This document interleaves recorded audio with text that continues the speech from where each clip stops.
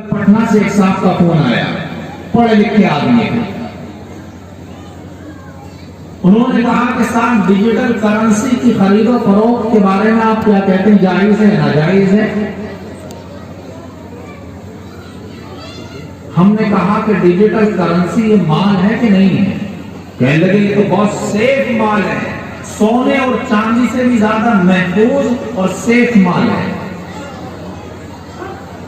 और इंसान का सारा पैसा जितना सिक्योर इसके अंदर रह सकता है, किसी और जगह पर इतना सिक्योर नहीं हो सकता है। न चोर चोरी कर सकता है, न डाकू डाका डाल सकता है, न ये माल खराब हो सकता है। हम नोट, कागजी नोट जेब में रखते हैं, पानी में भीग जाएंगे, खराब हो जाएंगे, कोई चोरी करके ले जाएगा, चोरी हो जाएंगे, हम खाली हाथ रह जाएंगे। लेकिन ये जो डिजिटल करेंसी है, क्रिप्टो करेंसी जिसको कहा जाता है, या बिटकॉइन वगैरह जिसको कहा जाता है, ये तो बहुत सिक्योर पैसा होता है, ये तो माल है। हमने कहा कि इस पर कब्जा करना आसान है, मुमकिन है। तो कहने लगे ये तो बहुत कंट्रोल में रहता है, महफूज रहता है। मैंने कहा ये जो बिटकॉइन है, ये डिजिटल करेंसी है, कभी जिंदगी में देखी है इसकी शक्ल?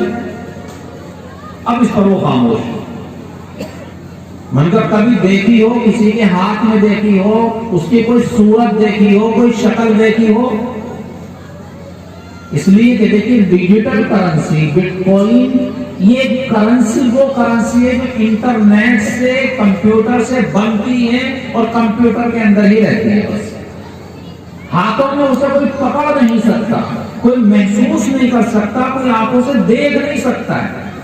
वो तो 100% डिजिटल है। कंप्यूटर से आदान को जोड़कर, गिनतियों को जोड़कर, और उन्हें उसे तैयार कराया जाता है और उसे कंप्यूटर पर ही सेल किया जाता है, कंप्यूटर पर ही परचेज किया जाता है। कहने लगे नहीं, उसकी हकीकत तो है। मन का हम हकीकत से इनकार नहीं करते।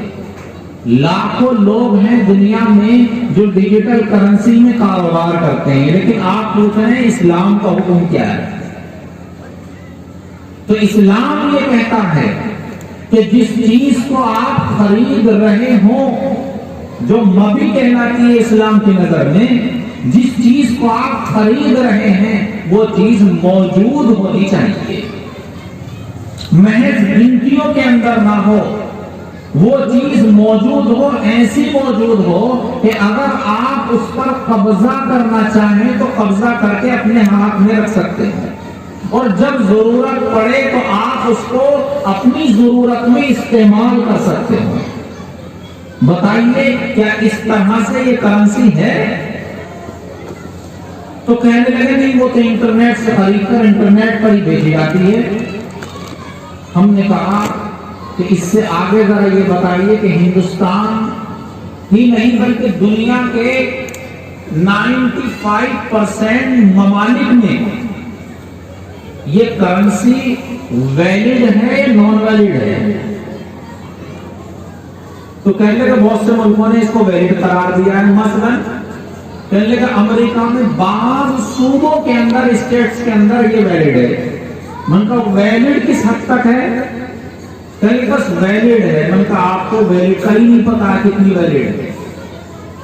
इनका सिर्फ इतनी ही इजाजत है कि वो कारोबार इसका कर सकते हैं, लेकिन मार्केट में जाकर उससे दूध खरीद कर ले आए, उससे आटा चावल चीनी खरीद कर ले आए, इससे कपड़ा खरीद कर ले आए। कहने लगे इस दर्जे नहीं है।